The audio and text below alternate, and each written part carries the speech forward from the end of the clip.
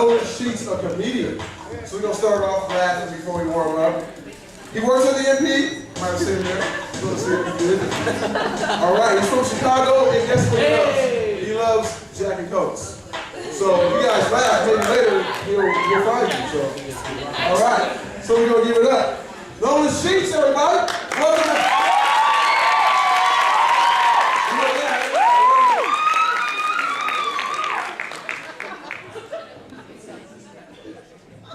Alright, my name is Nolan Sheetz. I work at the MP. I'm a service manager up here. I'm an alumni. And in all honesty, if you think about it, that's pretty much a Uber goal to a woman up here. Because you're single, you got a good job, and you got no kids. So it kind of works out pretty well.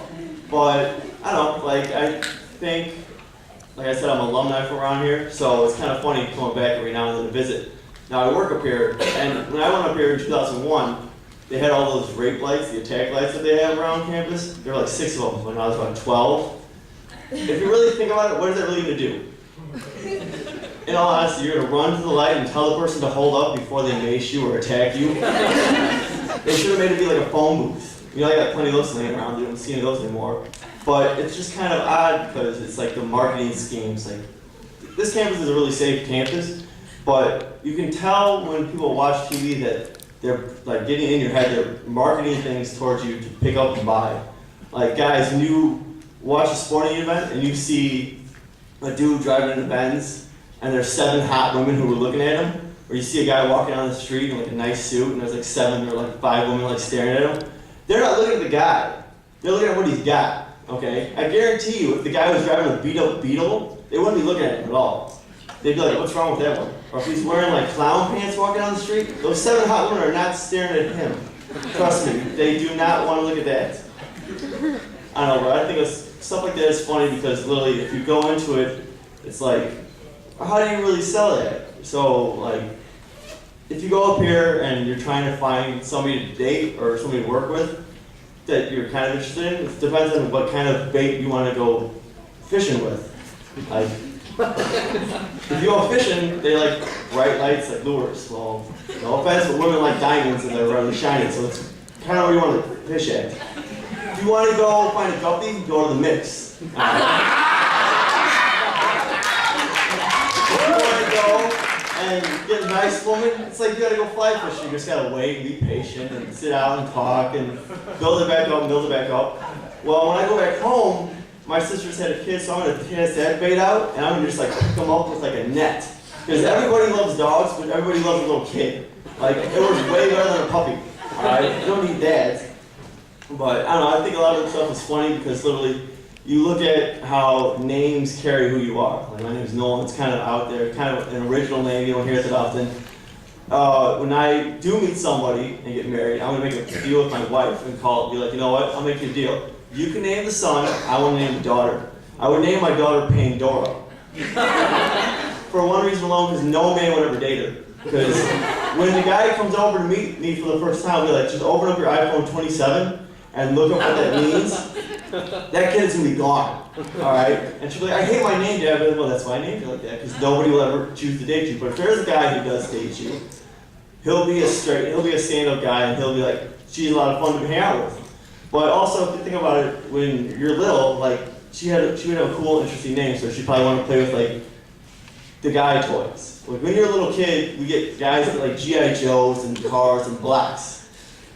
Girls get, like, Barbies and kitchens and whatnot, and you get a little older, guys get Xboxes, and women get adult Kens called boyfriends. You can't take our batteries out, we just like to talk a lot, so you kind of got to deal with us a little bit, alright?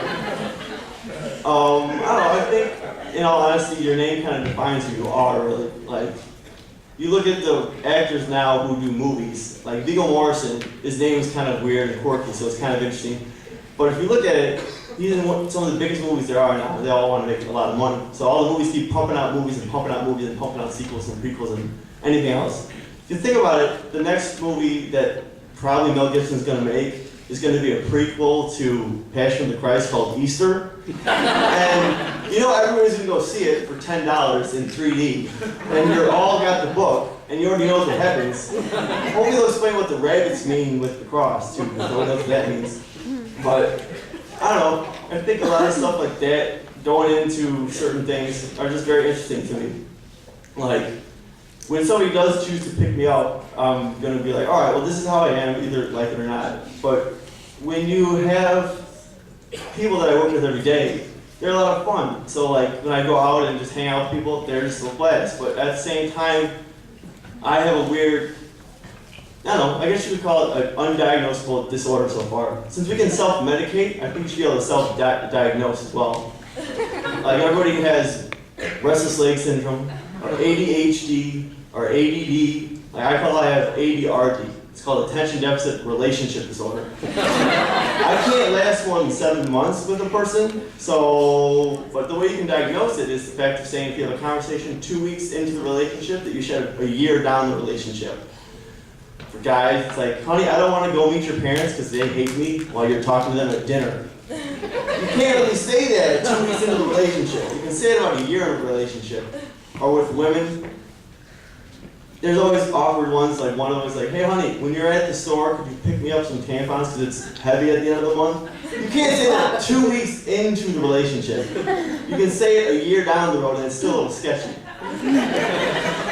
But stuff like that, like I believe I have like a three-step brain. Like one part says it, one part says, man, you shouldn't really say this, and the third part says, how can you recover from it? Well, like I've been going out for a while, and a few weeks ago I went to Remy's, and there's a bouncer named Kevin. And he's a bouncer, they're supposed to be intimidating and big. His arms are as big as my head. And he has a whole sleeve of tattoos done. This guy was just going off on the bouncer one night, and he just freaking out. And the guy goes, my name is so-and-so, and he raises his hand, and the bouncer hits him in the face like 7 times. Now every guy knows, when you get punched in the face, it's like a reset mode. Like, we said something stupid that you should have said, and this is what happens, you get reset. But to counter that, instead of having a bar, like, to fight back on a bouncer, I would hire retards as my bouncers and my bartenders. I'm not saying like retard is like a negative term, okay? I work in the marketplace and you can't even train people to wipe a table down correct, and they're normal, supposedly. A person who has a handicap has a mental disability. You can train them in certain things. You know what they can work with. They'd be great. You have a person who has cerebral palsy, you'd be the bartender because you can shake really well. You have a person who has a mental retardation, like, have you ever read the book of Mice and Men with Lenny? Alright? He would be the bouncer, and you just beat him up. He has retard strength, they have no self-control. So, they always, also, have you guys ever been in a job and somebody shows up late, and you gotta pick up their slack? That sucks. But with them, their parents drop them off, they'd never be late. They'd always be on time. So it'd just be perfect. I would call the bar like Helen Keller, you go get blind, deaf, and dumb. And that'll be my slogan. And that's all I got.